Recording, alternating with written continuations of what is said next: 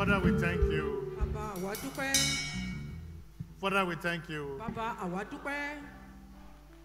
for giving us this wonderful opportunity Nítorí pé ẹ fi oore ọ̀fẹ́ àgbàyanu yìí fún wa as to celebrate you today, láti ṣàjọyọ̀ lórí yín lónìí. second Sunday in this month. Ọjọ́ ìsinmi ìkejì nínú oṣù yìí. We plead with you, A rọ̀ yín bàbá. may you allow us Ǹjẹ́ kẹ́ ẹ fàyè gbà wá to see more of it láti rí ọ̀pọ̀ rẹ̀ in gladness, nínú ìdùnnú, in happiness, nínú ìdùnnú with sound health, pẹ̀lú àlàáfíà pípé, sound health, àlàáfíà pípé, with sound health, àlàáfíà pípé and with unlimited prosperity. àti ọrọ̀ àìlópin, Unlimited prosperity. ọrọ̀ àìlópin, Unlimited prosperity. ọrọ̀ àìlópin. In Jesus' mighty name, I pray. Ní orúkọ Jésù ni mo gba àdúrà. Can we give God 3 heavy hallelujahs? Hallelujah. Hallelujah. Hallelujah. He has permitted you Ó ti fàyè gbà ọ́ to see today. láti rí ọjọ́ tòní. It's not by passion of your labor Kì í ṣe nípa ìlàkàkà rẹ àbí iṣẹ́ rẹ or by your righteousness. àbí nípa òdodo rẹ. Can we give him another 3 heavy hallelujahs? Hallelujah. Hallelujah. Hallelujah. Because you have received unmerited blessing today. Nítorí pé o ti rí ìbùkún tó o ṣiṣẹ́ fúngbà lónìí. Before you see it physically, Kó tó di pé o fojú rí o tẹ́wọ́ gbà á. give him 3 words hallelujah that have got Tún mine. kí hallelujah ńlá mẹ́ta. 1, 2, 3, 4. Hallelujah. Hallelujah. Hallelujah. Be seated. This morning, Ní òwúrọ̀ yìí, the topic is àkọlé wàásù wa divine guidance ìtọ́ni láti ọ̀dọ̀ Ọlọ́run. is my inheritance. Ogún ìní mi ni. As it is written in the Bible, Bí a ti ṣe kọ sínú Bíbélì, until you receive divine guidance, àyàfi ìgbà tó bá gba ìtọ́ni láti ọ̀dọ̀ Ọlọ́run, one may not enjoy life. èèyàn lè má gbádùn ayé bó ti tọ́ àti bó ti yẹ. Until you begin to be guided by the Holy Spirit, Àyàfi ìgbà tí ẹ̀mí mọ́ bá bẹ̀rẹ̀ sí ń tọ́ ọ nínú ayé yìí, until you allow the Holy Spirit to work in your life, àfi tó bá fàyè gba ẹ̀mí mọ́ kó máa ṣiṣẹ́ nínú ayé rẹ, until you begin to pray àtìgbà tó bá bẹ̀rẹ̀ sí ń gba for the àdúrà blessing of the Holy Spirit, fún ìgbòkún ẹ̀mí mímọ́. because we don't know the importance of the Holy Spirit. Nítorí pé a kò mọ ìpàtàkì àtúnṣe ẹ̀mí Anytime we kneel mímọ́. down, for prayer, Nígbàkigbà tá a bá kúnlẹ̀ láti gba àdúrà, Lord, I thank you. à á dáhùn báyìí pé Bless Ọlọ́run mo me. dúpẹ́ ìbùkún mi, Give me good wife, fún mi ní aya tó dáa, good husband, ọkọ tó dáa, provide for our needs, pèsè fún gbogbo àìní wa, give us long life. fún wa ní ẹ̀mí gígùn. The Bible didn't say so. Bíbélì ò sọ pé bó ṣe yẹ ká máa gbàdúrà You have to nìyí. say, Bíbélì wípé you should go through the Holy Spirit. òun láti lọ nípasẹ̀ ẹ̀mí mímọ́. Jesus said, Jésù dáhùn báyìí, as I'm going to prepare a place for you in èmi heaven. ló ń pèsè àyè sílẹ̀ fún ọ. Jesus had gone to heaven to prepare houses for more than Yes. 2,000 years ago. Jésù ti lọ sí ọ̀run láti lọ pèsè àyè fún ọ, ó ti lé ní ọgbọ̀nrún ọdún méjì sẹ́yìn. And none of us will miss that our Kò sì eternal sí home. kankan nu wa tó máa pàdánù àyè náà ní Amen. orúkọ Jésù, àmín. And he told us, Ó sì sọ fún wa, as I be going, you, bí mo ti ṣe ń lọ nísinsìnyí, whatever you need, ohunkóhun tó wù tó lè nílò, ask by my name máa bèrè ní orúkọ mi through the Holy Spirit. nípasẹ̀ ẹ̀mí mímọ́. Say, in Jesus' name, Wọ́n dáhùn pé ní orúkọ Jésù, Holy Spirit, ẹ̀mí mímọ́, I need this. mo nílò I need báyìí, this. wàá máa wá sọ ohun náà tó nílò. he had let Holy Spirit is a person. Pé ènìyàn ni ẹ̀mí mímọ́ ń ṣe. Today, Lónìí, how many of us have prayed mélòó nínú wa ló ti gba àdúrà for the blessing of the Holy Spirit? fún ìbùkún ẹ̀mí mímọ́? This morning, Ní òwúrọ̀ yìí when I lay là ń down, sọ, nígbà tí mo kúnlẹ̀, my request was Holy Spirit, pé ohun tí mò ń bèrè ni pé agbára ẹ̀mí descend on mímọ́ me. kó Descend bà lé on mi, me. kó bà lé mi, Descend on me. agbára ẹ̀mí mímọ́ bà lé mi, àdúrà mi ní òwúrọ̀ yìí. Devil has been blocking our eyes, pé Sátánì ti dí ojú wa, that we don't know the importance of the Holy Spirit. tá a sì mọ pàtàkì ẹ̀mí mímọ́. John 16:13. Ìwé Jòhánù orí 15 ẹsẹ̀ 13. John 16:13. However, Ju gbogbo rẹ̀ lọ, when he, the Spirit of truth, wọ́n nígbà tí òun ẹ̀mí òtítọ́ has come, wá dé, he will guide you into all truth. yóò tọ́ yín sí ọ̀nà òtítọ́ gbogbo. He will guide you into all truth. Yóò tọ́ yín sí ọ̀nà òtítọ́ gbogbo. When to move, Nígbà tó yẹ kó o gbégbésẹ̀, when to sit. nígbà tó yẹ kó o jókòó. I've told you several times. Mo ti sọ fún yín ní ọ̀pọ̀lọpọ̀ ìgbà. Before you go out, Kó tó di pé o jáde lọ, do your wardrobe is loaded with good ó materials. tilẹ̀ jẹ́ pé ibi tó ń káṣọ sí àwọn aṣọ tó dáa tó bóde mu ló pọ̀ ńbẹ̀. There's a time you wear good materials, Ìgbà mìíràn wà tó máa wọṣọ tó dáa. and outside you receive disgrace. Tó bá dẹ̀ tó máa dóde àbí ìta báyìí, ẹ̀tẹ́ ló máa gbà bọ̀. But when you allow the Holy Spirit to guide you, Ṣùgbọ́n nígbà tó bá fa àyè gba ẹ̀mí mímọ́ láti máa tọ́ ọ, Holy Spirit, tó dáhùn pé ẹ̀mí mímọ́, which of this one do you want me to wear? èwo nínú àwọn aṣọ yìí ló fẹ́ kí n wọ̀?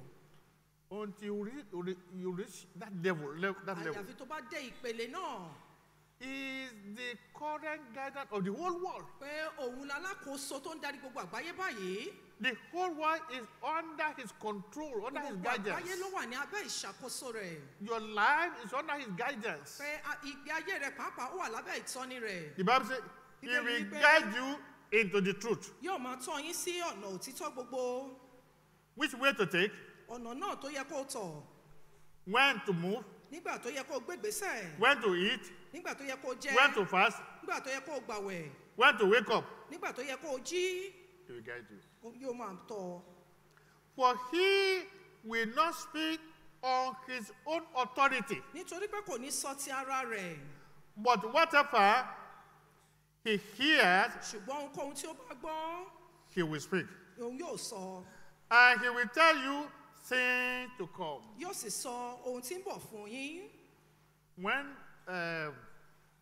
Evangelist Tunde Oladele was announcing this morning, Nígbà tí olùṣọ́àgùntàn he was not pẹ́lá ní òwúrọ̀ announcing yìí, what he had in mind. kò ń ṣe pé ohun tó ní lọ́kàn ló ń sọ fún wa.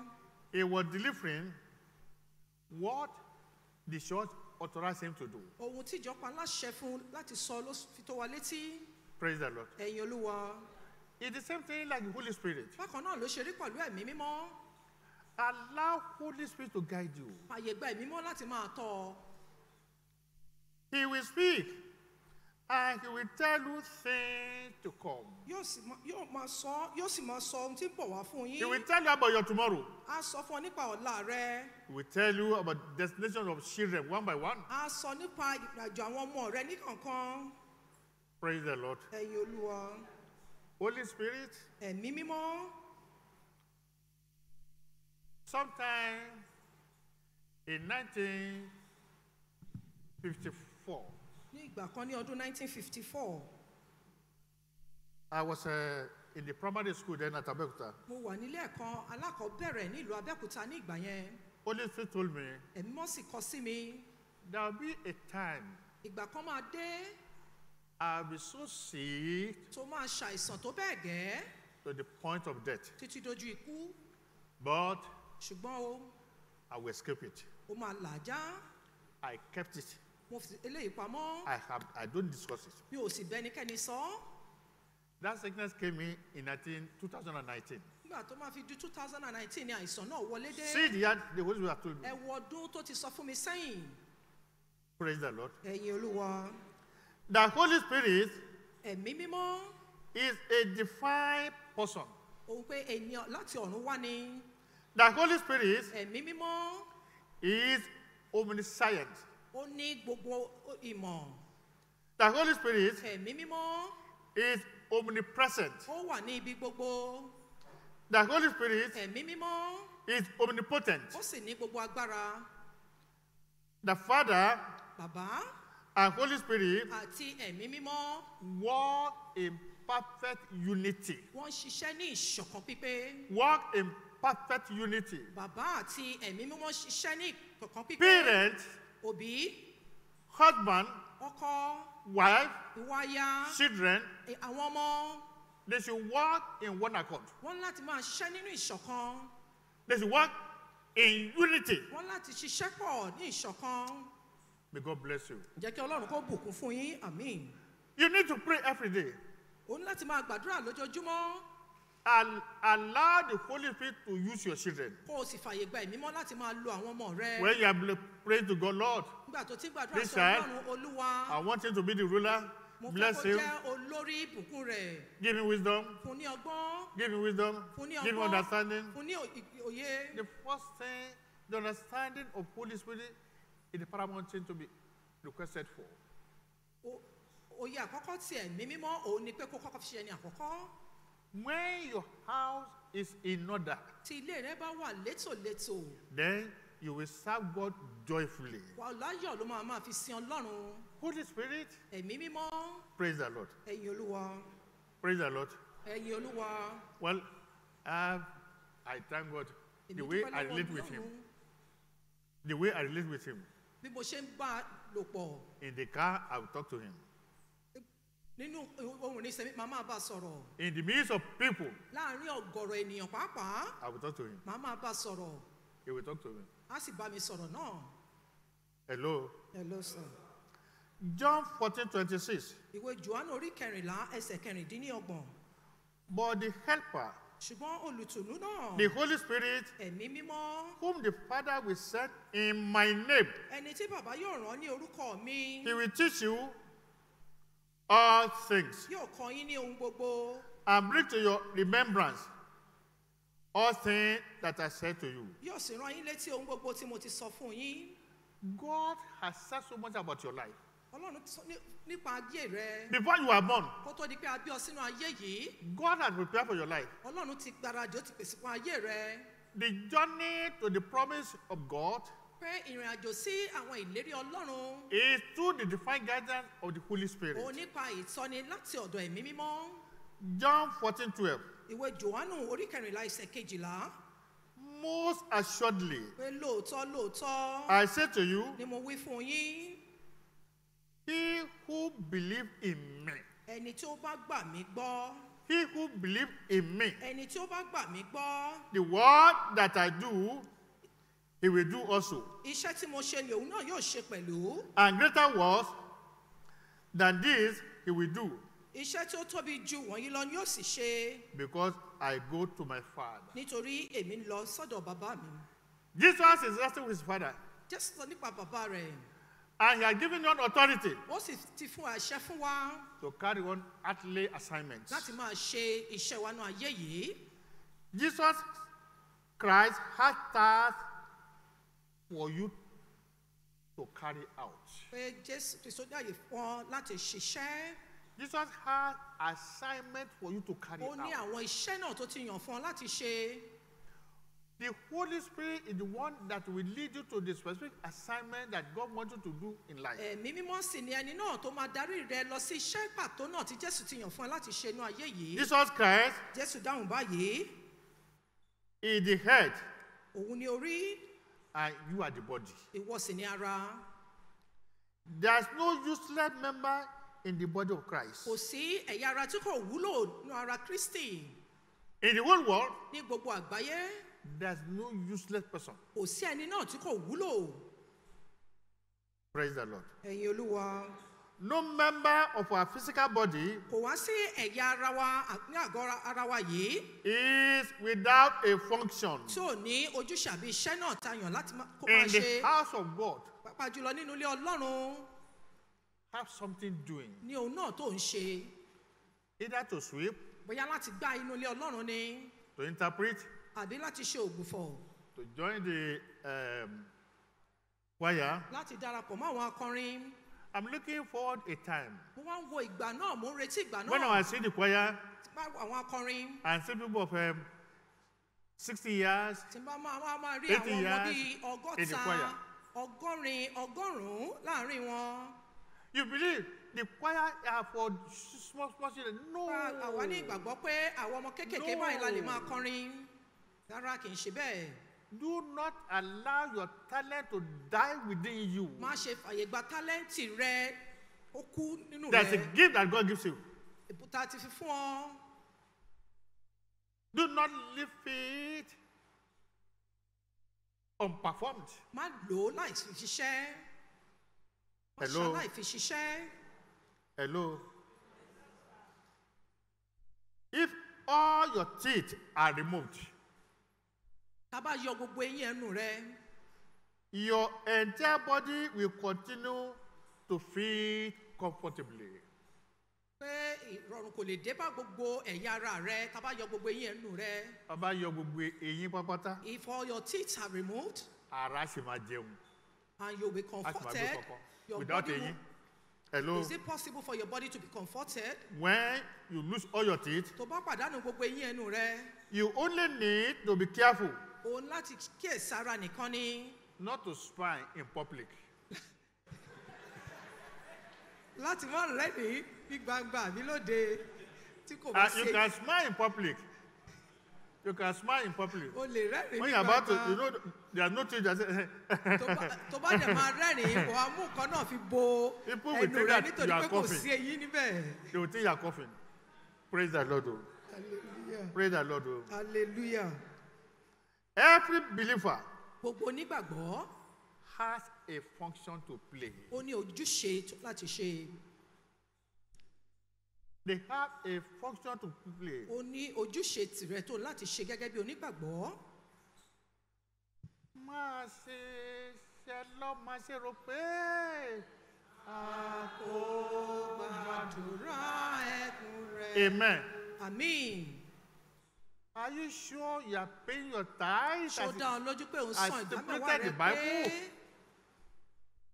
Are you sure you are giving him quality offering? ó dá ọ lójú pé ọrẹ tó mú wá síwájú rẹ̀ ó Do you jọjú know- bí? Before I put anything there, Ǹjẹ́ wọ́n mọ̀ pé kẹ́mi tó fi ọrẹ kankan I've sínú àpò been yẹn? directed by the Holy Spirit. Ẹ̀mí mímọ́ ló máa ń darí mi. This morning, Ní òwúrọ̀ yìí, I was counting my offering. mo wá kó ọrẹ mi jọ, mo The ń Holy kà á. Spirit said, Ẹ̀mí mímọ́ sọ pé can you not add more? pé kò ní pé òun rí gbà sí i. I said, why? Mo ní kí nìdí rẹ̀? The- O ò the- ní the fikún money- ni. I'm not the owner of the money. You are the owner of the money. Pé èmi ìwọ ló lówó. When you begin to honor your money in naira, in dollar, in pound sterling, than God. Tó bá bẹ̀rẹ̀ sí ń bọlá fún owó rẹ̀. When you irú believe- ẹ̀yà tó yẹ tó lè jẹ́ náírà I ní can only dọ́là ní honor pọ́sì- God with ju Ọlọ́run naira. lọ. Tó bá bẹ̀rẹ̀ sí ń bọlá fún God is the fún owó- owner of the heaven and earth. Ọlọ́run ló ní ayé àti ọ̀run. In whatever form you have profit, Ọ̀nà kọ̀nà tó bá ní in èrè. pound sterling, Bóyá pọ́ùn ni. dollar, Dọ́là ni. euro, ni. naira, Náírà ni. pay your tithe in that denomination. O ò ṣe san ó yẹ kó o san ìdá mẹ́wàá rẹ. You cannot ní do it ọ̀nà until you náà. have the Holy Spirit. O ò lè ṣe léyìí láì jẹ́ kó o ní ẹ̀mí mímọ́. Flesh will oppose you. Don't do it. Ìbẹ̀rù yóò máa It's ta a waste. a máa ní kó má ṣe It's a waste. pé o kàn ń fowó ṣòfò ni má ṣe é. That's the expression of the flesh. Pé tara leléyìí. Do you know you are peculiar Ǹjẹ́ o mọ̀ pé o dá yàtọ̀ with a peculiar function? pẹ̀lú ojúṣe tó dá yàtọ̀? Do you know? Ṣé wọ́n mọ̀?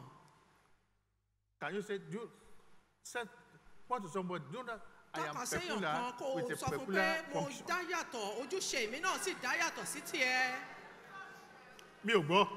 I am peculiar and my functions are peculiar. Jeremiah 29:11. Ìwé Jeremiah orí kọkàndínlọ́gbọ̀n ẹsẹ̀ kọkànlá. For I know the thought that I think towards you, Nítorí pé èmi mọ èrò sí ọ say the Lord. ni Olúwa wí. Thought of peace Àní èrò àlàáfíà and not of evil. kì í ṣe fún ibi. And not of evil. Kì í ṣe fún ibi.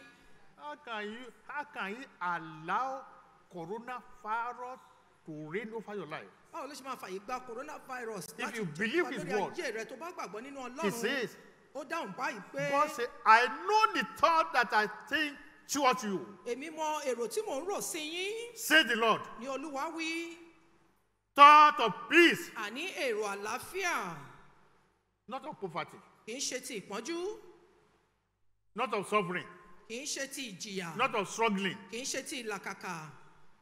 Thought of peace Èrò àlàáfíà and not of evil, kì í ṣe fún ibi, to give you a future and a hope. láti fún yín ní ìgbà ìkẹyìn àti ìrètí. To give you a future and a hope. Láti fún yín ní ìgbà ìkẹyìn àti ìrètí. Hello, Hello, sir. what Bible is saying this? Ohun tí ẹsẹ̀ Bíbélì yìí sọ nìyí. You are not created A dá ọ sínú ayé yìí as a robot in life. gẹ́gẹ́ bí bèbí aláwo nínú ayé yìí. According to the explanation of Jeremiah 29:11, Gẹ́gẹ́ bí according to wòlíì- the explanation, Gẹ́gẹ́ bí ìtọ́ni Jeremáyà orí kọkàndínlọ́gbọ̀n yìí. Ẹsẹ̀ 29:11. Ẹsẹ̀ kọkànlá. You are not created as a robot in life. A dá ọ gẹ́gẹ́ bí bèbí aláwo nínú ayé yìí. I thought somebody would claim it. Mo lérò pé èèyàn kan máa gbà mí. I'm not created as a robot in life. A dá mi gẹ́gẹ́ bí bèbí aláwo nínú Hello. ayé yìí. Shake somebody. I'm Ọ not ènìyàn created kan as a lọ́wọ́. robot in life. I'm not I'm not created created as a as a robot in robot. life. Thank you, Lord.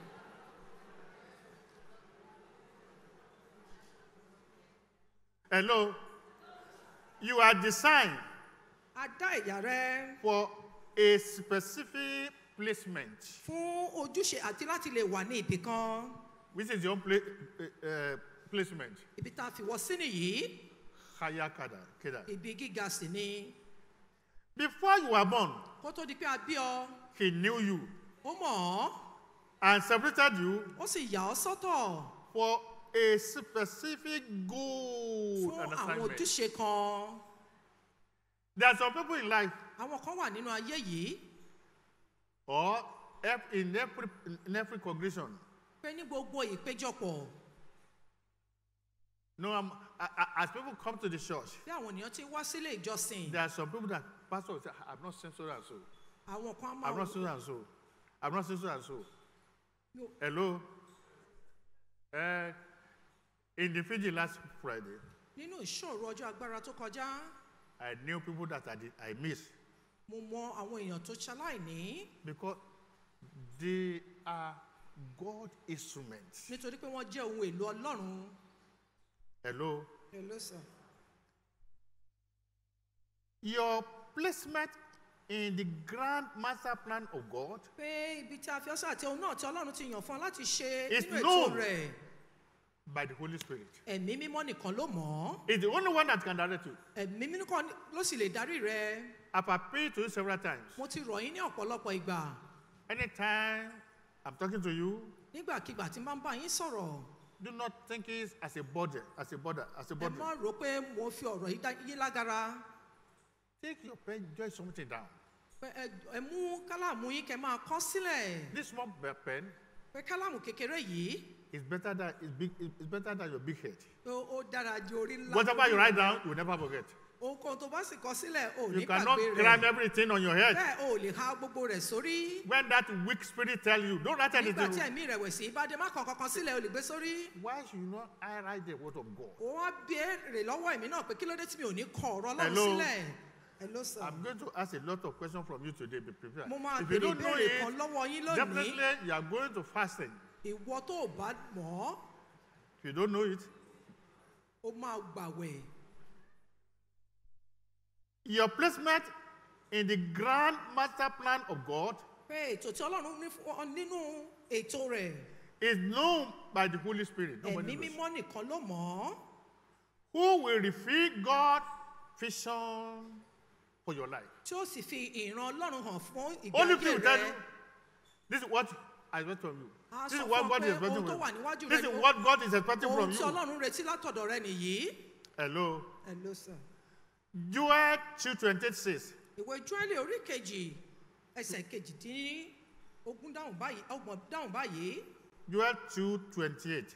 Ìwé Jóẹ́lì orí kejì ẹsẹ̀ kejìdínlógún. Your young men shall see vision. Pé àwọn arúgbó yín yóò máa ríran. Abraham had a vision at the age of 75 years. Pé àwọn ọ̀dọ́ yín yóò máa ríran. Pẹ̀lú ní ìran ní ọdún márùndínláàádọ́rin In the sight of God, níwájú Ọlọ́run. when the Bible says, your young men Nígbà tí Bíbélì sọ pé àwọn ọ̀dọ́ yín, àwọn ìwé yín shall see vision. yóò máa ríran. Abraham got his own vision at the age of 75 years. Ádámù irú ọtí rẹ̀ ní ọmọ ọdún márùndínlọ́gọ́rin. In the sight of God, Níwájú Ọlọ́run, Abraham Ábúráhámù was a young man even at 75 years. pé ó jẹ́ ọ̀dọ́ ní ọmọ ọdún márùndínlọ́gọ́rin. He was a young man. Pé ọ̀dọ́ ló sì jẹ́ In the níwájú sight of Ọlọ́run. God. Ọ̀dọ́ ni Ádámù jẹ́ níwájú Ọlọ́run. Ábúráhámù jẹ́- All of you that are here, Àárín àwa tá wà níbí, you are still young children. ọ̀dọ́mọdé sì nìyí, ọmọ ọwọ́ ní lọ́wọ́ Somebody Ọlọ́run. praise the Lord. Ẹ̀yin Olúwa. Abraham was how many years when he got his own vision? Ọmọ ọdún mélòó ni Ábúráhámù nígbà tí ó ríran? This mentalist? Bọ́dágbadé. Oh, more. This road? Thank you. Praise the Lord, Jare. Hallelujah. Praise the Lord. Oh. Hallelujah. Do not allow your age to intimidate you. Do not allow your age to do what? To Má jẹ́ intimidate kí you. ọjọ́ orí rẹ kó máa dẹ́rù bà ọ́. Hey, time is going you. Wọ́n máa wá máa dáhùn pé àsìkò máa ń lọ, ọjọ́ ń lọ. What God has asked you to come and do. Òun náà tí Ọlọ́run ti ní kó wá ṣe nínú ayé Until you yìí. complete your assignment. Àyàfi tó bá ṣe You iṣẹ́ are náà tó not parí going to rẹ̀. anywhere. Kò síbi tó ń lọ. You are not going to anywhere. Kò lọ síbi kankan. No coronavirus will ever take away your Àjàkálẹ̀ life. kòrónà kò ní gba ẹ̀mí rẹ. Psalm 91 says, you will hear. You will see. It won't cost you. Orin If not Dáfídì touch you. kọkànléní lónìí dáhùn pé etí ló máa fi gbọ́. Hello. Kò ní súnmọ́ àgọ́ rẹ. Samuel had God at a very tender age. Ọ̀dọ́mọdé ni Samuel gbọ́ Ọlọ́run. God gave him an assignment. Ọlọ́run sì rán ní iṣẹ́. Understand your vision Jẹ́ ní òye ìran rẹ. through the defined direction Nípa ìtọ́nà. that the Holy Spirit gives you. Ìtọ́nà tí ẹ̀mí mímọ́ bá fi fún ọ. Proverbs 29:18. Ìwé òwe orí kọkàndínlọ́gbọ̀n ẹsẹ̀ kejìdínlógún. Where there is no vision, Níbi tí kò bá gbé sí ìran, the people perish. àwọn èèyàn ṣègbé. Where there is no goal, Kò bá sí ìrètí people perish. ni àwọn ènìyàn parun. You wake up in the morning, no Jí goal, lówùúrọ̀, kò sí ìrètí kankan. no goal, Kò sí no ohun vision. náà tó fẹ́ gbé ṣe. Because I don't have job. Bóyá Doesn't nítorí mi matter. níṣẹ́. Ṣé bẹ́ẹ̀? Ask Holy Spirit to give you a job. Sọ fún ẹ̀mí mímọ́ kó fún ọ níṣẹ́ tó máa ṣe. He'll give you what to do. Á sì fún ọ ní ohun tó máa You ṣe. better go and do evangelism. A ní kó lọ kí ìrere. Go and serve the house of God. A ní lọ gba ilé Ọlọ́run. Go and do alms to the needy. Fún àwọn aláìní, mú ọrẹ fún wọn. Go to the house of God. Lọ sílé Ọlọ́run. Go and sweep that house for 3 days. Pé lọ gbà fún ọjọ́ mẹ́ta. Or go to the house of God. Lọ sílé Ọlọ́run. Ask the pastor, Bèrè lọ́wọ́ olùṣọ́ àgùntàn. what did the church need? Kí ni àwọn ohun náà tí ìjọ nílò? What do they need? Kí ni wọ́n nílò nínú ìjọ? I've appealed to you several times. Mo ti rọ̀ yín ní ọ̀pọ̀lọpọ̀ ìgbà. I know very soon you'll be coming for bigger testimonies. Mo sì mọ̀ pé láìpẹ́ Anytime jọjọ́ you come máa for bọ̀ pẹ̀lú testimony. ẹ̀rí ńlá míì. Anytime you come for testimony, Nígbàkigbà tó bá ń bọ̀ fún ẹ̀rí, don't buy what you need, what you presume. má ra ohun náà tó lérò àtọkàn rẹ wá. Ask the Holy Spirit. Bèrè lọ́wọ́ If you ẹ̀mí don't understand, mímọ́. ask me. Tó o bá ní òye eléyìí, bèrè lọ́wọ́ bàbá. Do what will be acceptable before God. Pé ṣe ohun náà tó máa jẹ́ ìtẹ́wọ́gbà There níwájú was time. Ọlọ́run. Gbà I kan, want to thank God. mo fẹ́ dúpẹ́ lọ́wọ́ I want to thank Ọlọ́run. God. Mo fẹ́ dúpẹ́ lọ́wọ́ I Ọlọ́run. promise God I will thank Him. Mo When you Ọlọ́run pé open- màá dúpẹ́. Whatever they wrap down, when you open it, Nígbà tó bá sì ṣí nǹkan náà tán dì, you say candle upon candle. wàá rí ọ̀pọ̀lọpọ̀ àbẹ́là níbẹ̀ tó wá fi dúpẹ́ lọ́wọ́ Ọlọ́run. Say Abela Namaje. Is candle edible? Amen. Amen. Amen. Amen. Praise the Lord. I thank God. Oh, Mo dúpẹ́ lọ́wọ́ I thank Ọlọ́run God, o, oh. mo dúpẹ́ lọ́wọ́ I thank God, Ọlọ́run o, oh. èèyàn kan ló ń dúpẹ́ bẹ́ẹ̀. I give this one as gift. What do they do? Mo fún lóhun kí They ló buy mú Bible. wá? They buy Bible. Bíbélì. Irú Bible wo náà tèmi ń kà? Bible ló fún mi tó fẹ́ rà What tèmi ìtì ní. type or what series do you want to give me that I have not have God bless contact you. with? I say God bless Mo ní you. ẹ̀dẹ̀ alábòkun fún. Where the There is no vision. Proverbs 29:18. Ìwé òwe orí kọkàndínlọ́gbọ̀n. Where there is no vision. Níbi tí kò bá sí ìran. When you wake up, there is no vision. Nígbà tó jí tí kò sí ohun náà tó fẹ́ gbé There's ṣe. nothing you are pursuing. Kò sí ohun náà tó ń lépa láti gbé Bible says ṣe. people perish. Bíbélì sọ pé àwọn ènìyàn máa That's the jà one máa called ṣègbè. Amroman, Hayat, kidnap. Is the problem today. They have no vision. Ọ̀pọ̀lọpọ̀ ni ò They have no níran vision. They are jobless. níran lónìí wọn ní ohun náà tó fẹ́ gbé ṣe. Where there's no direction, Níbi tí kò bá sí ìtọ́nà, there cannot be progress. bẹ́ẹ̀ kò lè sí ìtẹ̀síwájú. Where there's no direction, Nígbà tí kò bá sí ìtọ́nà, there cannot be progress. kò lè sí ìlọsíwájú. You need to locate the direction of your life O ní láti ṣàwárí ibi náà tá à ń tọ́ ọ lọ nínú ayé yìí by the vision nípa ìran the Holy Spirit reveals to you. tí ẹ̀mí mọ́ máa fi hàn ọ́. 1 Corinthians 6:20. Ìwé Kọ́ríńtì kìíní orí kẹfà ẹsẹ̀ 20. For you were bought at a price. Nítorí pé iye la fi rà ọ́. Therefore, glorify God in your body Nítorí náà máa fi ẹ̀yà ara rẹ fi ògo fún Ọlọ́run and in your spirit, àti nínú ẹ̀mí rẹ which are God's. èyí tí ń ṣe ti Ọlọ́run. God, in His infinite mercy, Ọlọ́run nínú ọ̀pọ̀lọpọ̀ àánú rẹ̀ establish you ó fi ìdí rẹ̀ múlẹ̀ great value. gẹ́gẹ́ bí ẹni tó ní iye lórí púpọ̀. You are what? Ó jẹ́ ẹni kíni? You are a man of great value. Ó jẹ́ ènìyàn tó ní iye lórí púpọ̀. Whether you are a tenant today, Bóyá o ń yálégbé lónìí, whether you are a landlord today, bóyá o nílé tara rẹ lónìí, whether you come here by Okada bóyá ọ̀kadà ló gbé ọ or débí public lónìí, àbí vehicle, àbí ọkọ̀ èrò ló gbé ọ débí lónìí. God say you have a great value before Him. Ọlọ́run ní o ṣe iyebíye níwájú òun, You are valuable before Him. pé o ṣe iyebíye níwájú òun. Hello. Hello sir. But Zechariah 2:8. Ìwé Sakaraya orí Zechariah kejì chapter 2:8. ẹsẹ̀ kẹjọ. But thus say the Lord of hosts, Báyìí ni Olúwa Ọlọ́run àwọn ọmọ ogun wí. He sent me after glory Wọ́n rán mi láti nínú ògo to the nation, sí àwọn orílẹ̀-èdè. which plunder you. For he who touches you touches the apple of his eyes. Pé ẹnikẹ́ni tó bá fọwọ́ kàn ó fọwọ́ kan ẹyin ojú Ọlọ́run. God says, Ọlọ́run wí pé Zechariah 2:8 says, ìwé Sakaraya orí kejì ẹsẹ̀ kejìdínlógún. you are carrying a value that cannot be touched. Pé àtijọ́ ní ẹni náà tí àgbò lè fọwọ́ kàn. When Shadrach, Meshach, and Abednego were carrying that value, Nígbà tí Ṣédrákì, Méṣákì àti Abednego tán gbé iye yìí, the fire of the king was helpless before them. pé iná ọba pàápàá kò The value Ohun tó lè that fi God ránṣẹ́. placed before you, iye tí Ọlọ́run gbé lélẹ̀ ọ lórí. all your enemies are helpless over your life. Gbogbo àwọn ọ̀tá rẹ̀ wọn ò ní agbára They lórí rẹ̀ cannot mọ́. do anything. Kò sí ohun náà tó lè ṣe lórí rẹ̀ mọ́. You see, many a time you have had in your dream, Tó lá bad dream you have had, àlákàlà tó láyè it will not happen. kò ní ṣẹ. It will not manifest Kò ní farahàn. because Zechariah said you are Nítorí- carrying a value before Pé him. o ṣe iyebíye níwájú Ọlọ́run. I am begging you, Mo wá ń rọ̀ yín, don't joke with your tithe. má fi ìdámẹ́wàá rẹ̀ ṣeré. Don't joke with your tithe. Má fi ìdámẹ́wàá rẹ̀ It's open ṣeré. windows of heaven. Ó bá ṣí àwọn fèrèsé ọ̀run. When you begin to dodge it, Nígbà tó you bá bẹ̀rẹ̀ sí ń sá you fún are ìdámẹ́wàá, denying yourself of God's blessing. ó fi ìbùkún Ọlọ́run Whatever dún you ara are rẹ saying, ní. whatever you are enjoying is like a remnant. Ohunkóhun tó wá rò pé òun gbádùn lọ́wọ́lọ́wọ́ èérún ni. You are the apple of God's eyes. Nítorí ẹyin ojú Ọlọ́run ni òun You are ṣe. His beloved. Olùfẹ́ Take step olùfẹ́ ní ọkọ̀ òsì gbégbèsè to discover yourself láti ṣàwárí ara rẹ. and recover your birthright. Kó o sì gba ohun gbogbo tí ń ṣogún ní rẹ padà. Esau took step. He recovered his birthright. Ísáù ó gbégbèsè ó sì gbà padà ogún ìní rẹ̀. It is not a case that somebody dupe you and dupe you this one, took away this one. Ẹni tó máa sọ Take pé ó ti steps to gbélé, recover ó whatever gbélé you have yìí, lost to the hand of ohun one tó ti- because you are God's apple. Nítorí pé o jẹ́ ẹyin ojú Ọlọ́run. You are very, very peculiar. Pé ènìyàn àrà ọ̀tọ̀ ni ọ́.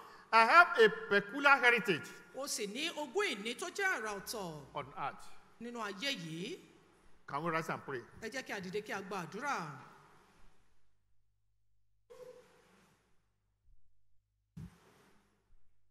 You are going to pray seriously this A máa this- gbàdúrà today. kíkan ní òwúrọ̀ yìí.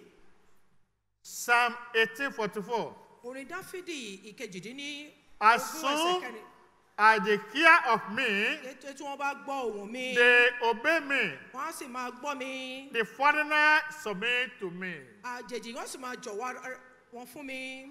Until the enemy hear your voice, Àyàfi ìgbà tí àwọn ọ̀tá rẹ bá gbọ́ ohùn rẹ, they will not obey you. bẹ́ẹ̀ wọn ò ní gbọ́, wọn ò ní ṣe ohun tó fẹ́, They will not obey you. wọn ò ní ṣe ohun tó fẹ́. Praise the Lord. Ẹ̀yin Olúwa, You are going to pray louder ó máa gbàdúrà síta. and let people who are standing with you say, Akilo Sheyin. And the people around you, you say, what is wrong? Kí ló dé tó jágbe mọ́ Jésù? Má dá Why are lóhùn. you shouting? Jágbe mọ́ Jésù láàárọ̀. Please shout at him. Hello? Jágbe mọ́ Jésù láàárọ̀ yìí o. Shout at Jesus this morning Say, through your in prayer. Jesus' Ìwọ name. náà pè ní orúkọ Jésù. By his divine guidance, Nípa ìtọ́ni láti ọ̀dọ̀ Ọlọ́run. from now, I separate myself from poverty. Poverty is not my friend. Pray. Gbàdúrà nípasẹ̀ ìtọ́ni I'm trying to Ọlọ́run mo get yára value. mi kúrò nínú ìpọ́njú àti ìṣẹ́. Kò kí ń ṣe ìpín mi.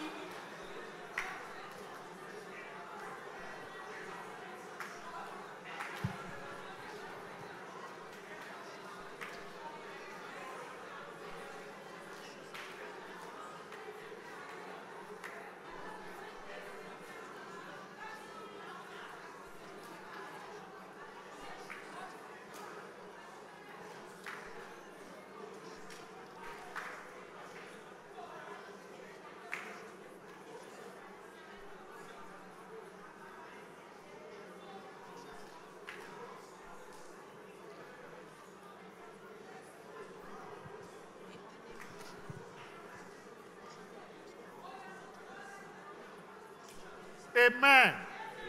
Prayer number 2. Kókó àdúrà kejì. In Jesus' name, In Jesus' name, by his divine guidance, by divine guidance, I separate myself I separate myself from failure. from failure. From failure. From failure. Whatever you tackle in life, there will be good result. Gbogbo tó There bá will be no dáwọ́lé nínú failure. ayé yìí, èsì There will rere be no ló máa failure. mú jáde. I separate Mo myself yára mi from kúrò failure. ní orúkọ Pray, Jésù pray, nínú pray, pray. àṣetì. Gbogbo ohun tí n bá dáwọ́lé yóò máa yọrí sí rere.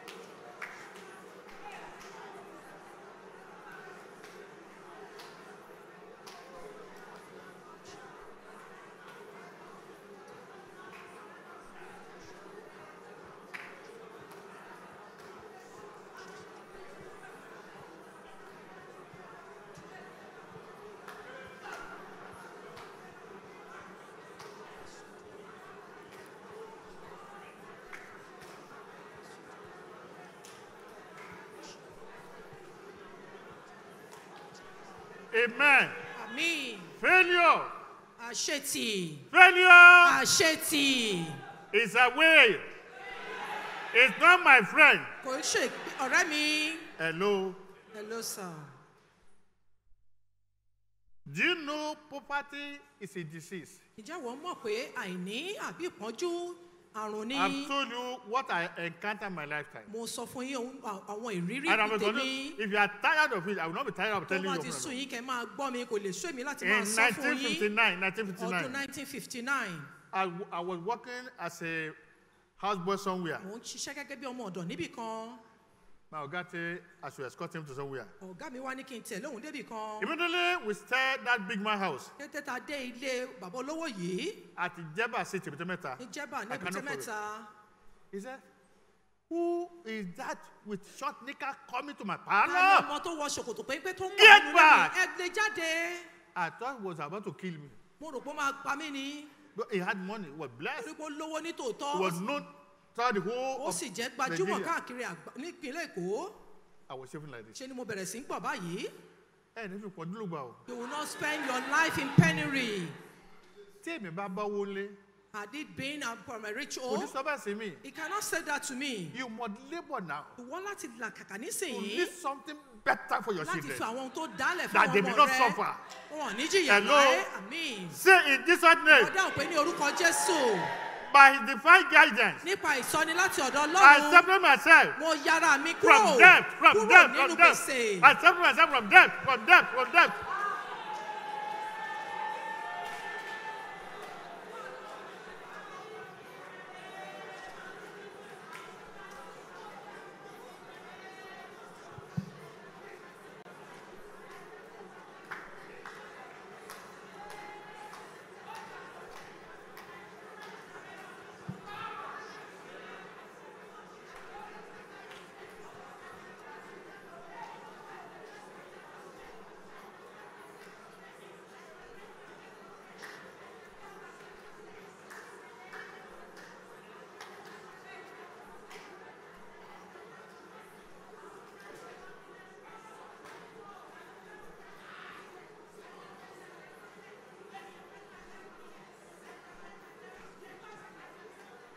Amen.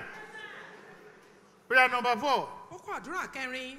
Say in Jesus' name, Dáhùn pé ní orúkọ Jésù. by his divine guidance, Nípa ìsọni láti ẹ̀mí I mímọ́. separate myself Mo yára mi kúrò. from disgrace, Kúrò nínú ìtìjú. from disgrace, Kúrò nínú ìtìjú. from disgrace. Kúrò nínú ìtìjú.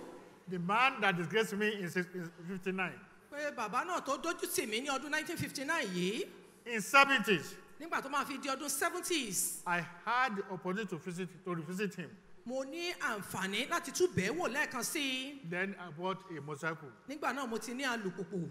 better one. Èyí tó dáa. Immediately I go to her house, to his Kété house. tí mo dé àbáwálé He was bàbá on the náà. balcony. Ó wà Say, lórí come fèrèsé in, tá a ti ń wò. come in, Ló sọ pé come in. máa bọ́núlé pọ̀ alùpùpù. He forgot what happened in 59. Ó But ti I didn't gbàgbé ohun tó forget. ṣẹlẹ̀ ní ọdún 1959.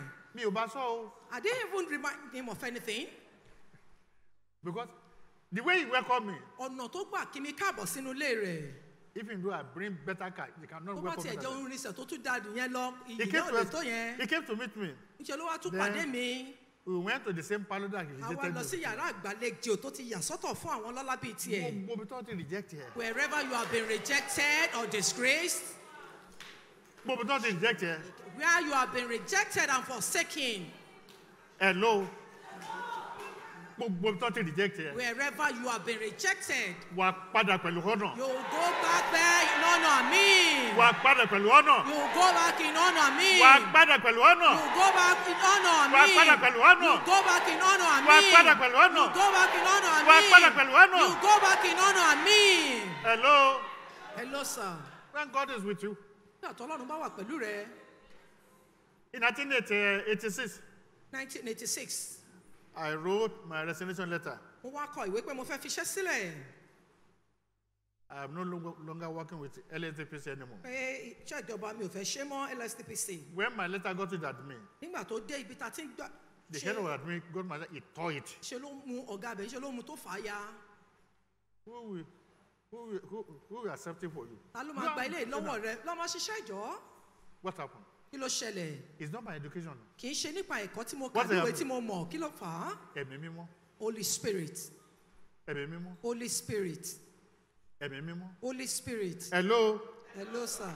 Say in Jesus' name, Dáhùn pé ní orúkọ Jésù. by divine guidance, Nípa ìsọni láti ọ̀dọ̀ I ìbí separate mímọ́. myself Mo yára mi. from disgrace. Kúrò nínú From ìtìjú. disgrace. Kúrò nínú From- ìtìjú. From Kúrò àdúrà. nínú ìtìjú. Pray.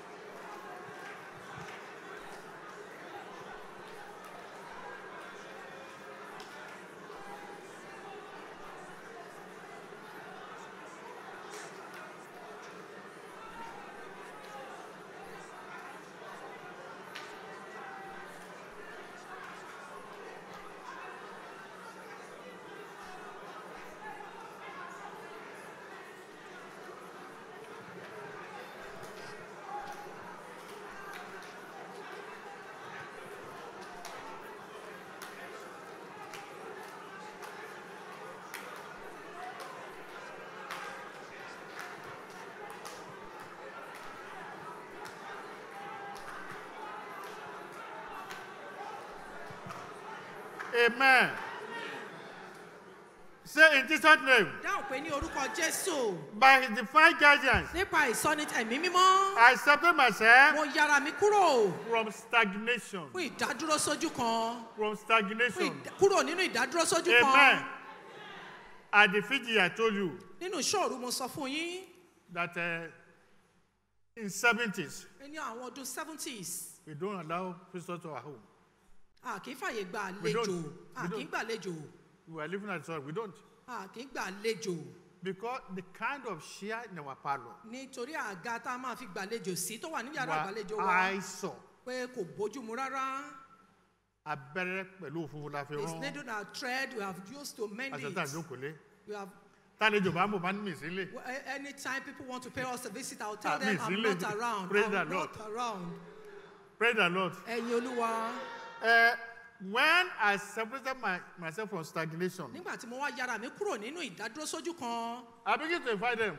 èmi tìkára mi ni mò ń pè wọ́n wá. Bóyá lẹ́mọ̀ pé ìgbà mi ti yí padà ọ̀pọ̀ Another level pátápátá. mi ò gbọ́.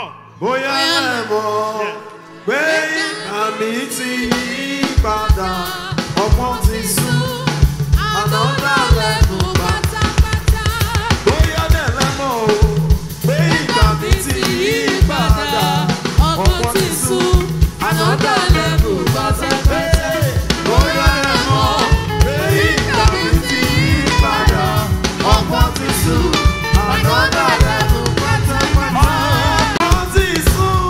Another level pátápátá. Ọ̀pọ̀ ti sún. Another level pátápátá. Ọ̀pọ̀ ti dé. Another level pátápátá. Ọ̀pọ̀ ti sún. Another level pátápátá. Bóyá lẹ́lẹ́mọ̀ òwe ìgbà mi ti yí padà. Ọ̀pọ̀ ti sún. Another level pátápátá. Bóyá lẹ́mọ̀ òwe ìgbà mi ti yí padà.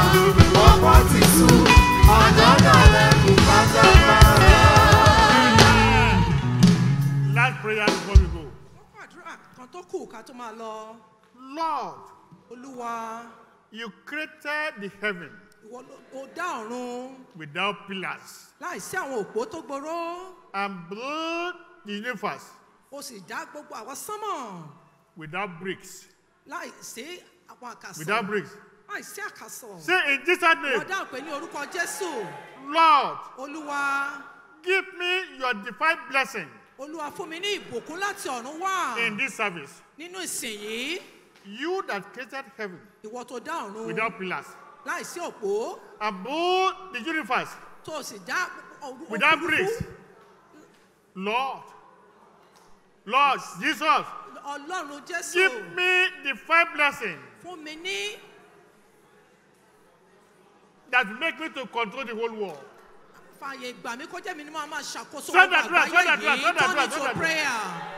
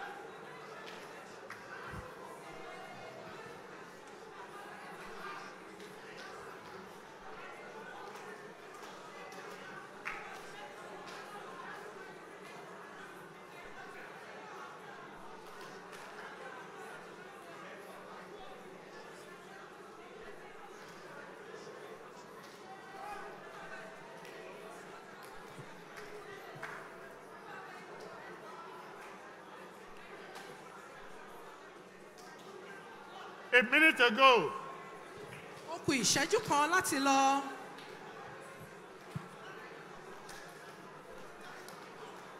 amen.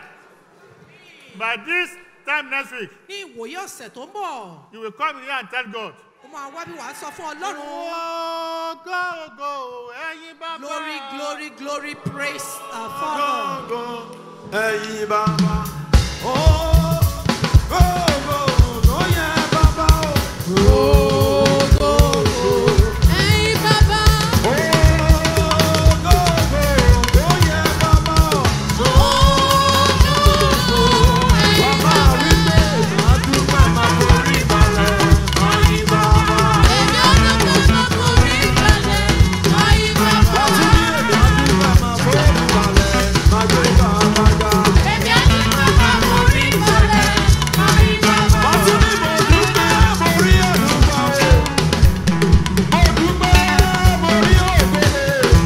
Torí kì í ṣe gbogbo ènìyàn ló rí àdúgbò o. Mo dúpẹ́ mo rí àdúrà. Mo dúpẹ́ mo rí àdúrà. Torí kì í ṣe gbogbo ènìyàn ló rí àdúrà. Láti ní mo dúpẹ́ wípé mo rí ògbólé. Èmi dúpẹ́ wípé mo rí ògbólé. Torí kì í ṣe gbogbo ènìyàn ló rí ògbólé.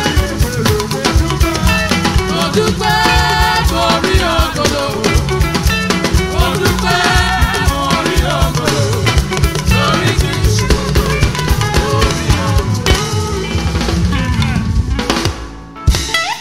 Forever and ever, Títí láéláé, there will be no miscarriage. kò ní sí àníṣẹ́.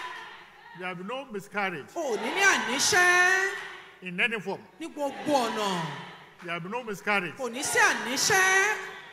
Those that are jobless today, Àwọn tó ń diwọ́ disẹ̀ sínú lónìí, before the week runs to the end, kó tó di pé ọ̀sẹ̀ yìí parí, good job will locate you. iṣẹ́ rere á ṣàwárí yín. Better blessing will locate you.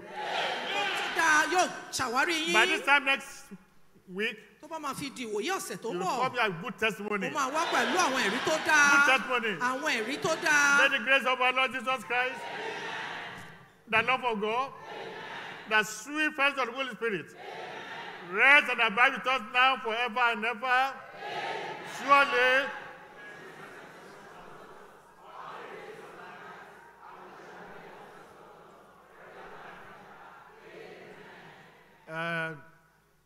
they have told the choir that I want to see the executive today, Abi? Ẹ̀yin akọrinṣẹ́ rántí pé bàbá máa rí yín lẹ́yìn ìsìn lónìí. At the time I need you, I will send you to come and meet him upstairs. Don't forget, 1 hour on Tuesday, Abi, Má jẹ́ ká gbàgbé ìsìn Between 7 iṣẹ́ ìyanu a.m. Ọlọ́run láàrin aago and 8 a.m. méje sí mẹ́jọ The òwúrọ̀ ní program ọjọ́ is ìṣẹ́gun. organized for you. Torí tiẹ̀ la ṣe gbé ètò For náà you. kalẹ̀ fún torí tirẹ̀. It's something that can lift you up Ohun It tó was máa gbé ọ organized sókè under- ni to have a change of life. láti rí ìgbé ayé tó Do dáa. not ignore it. Má Do ṣe not kọ̀ ignore ọ́, má it. kọ̀ ọ́. Every program, do not ignore it. Gbogbo ètò la rọ̀ ọ́ pé kó má kọ̀. Praise the Lord. Hallelujah. Praise the Lord. Hallelujah. Somebody praise the Lord. Hallelujah.